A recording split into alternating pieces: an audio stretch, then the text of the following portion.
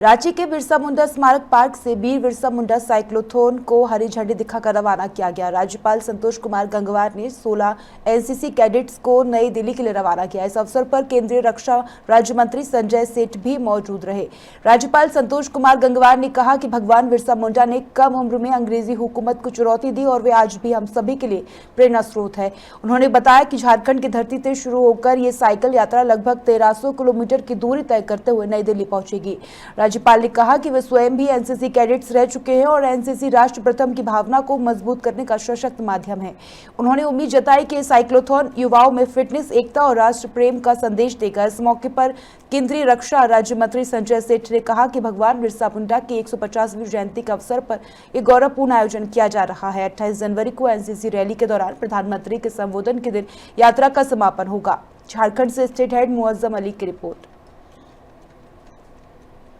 भगवान बिरसा मुंडा की 150वीं जयंती मना रहा है और प्रधानमंत्री नरेंद्र मोदी जी के अथक प्रयास से जब देश जनजातीय गौरव वर्ष पूरा मनाया गया और इस गौरव वर्ष में हमारे 16 एनसीसी कैडेट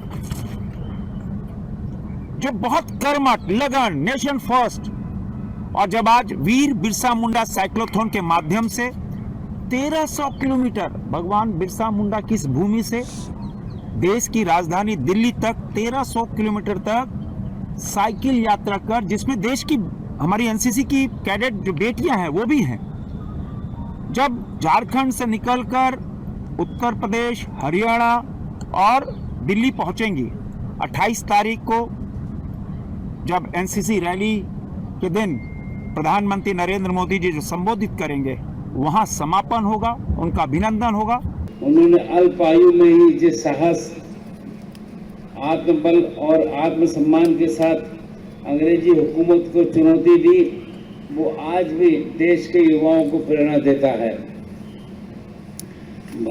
भगवान बिरसा मुंडा ने अपने मातृभूमि, संस्कृति और लोगों की रक्षा के लिए जो संग्राम किया, वो आज भी हर भारतीय के हृदय में साहस, आत्मबल और राष्ट्र प्रेम का संचार करता है। आदरणीय प्रधानमंत्री श्री नरेंद्र मोदी जी द्वारा भगवान बिरसा मुंडा की जयंती को पूरे देश में जनजातीय गौरव दिवस के रूप में मनाने का जो निर्णय लिया है वो बहुत ही सराहनीय कदम था।